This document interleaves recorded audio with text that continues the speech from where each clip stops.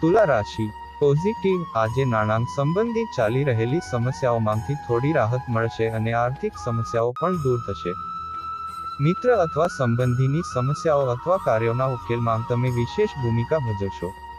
ઘરમાં બાળકની કિલકારી સંબંધિત કોઈ સારા સમાચાર મળવાના છે. નેગેટિવ, તમારી ખાસ વસ્તુઓનું જાતે જ ધ્યાન રાખો. ક્યારેક એવું લાગશે કે સંજોગો હાથમાંથી નીકળી રહ્યા છે, પરંતુ ધીરજ અને સંયમથી તમે સમસ્યા પર કાબૂ મેળવશો.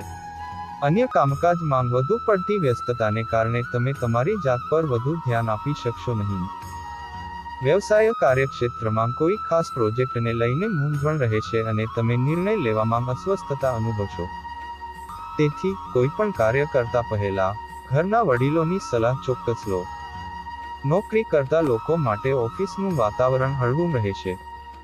વૈવાહિક સંબંધોમાં મધુરતા રહેશે.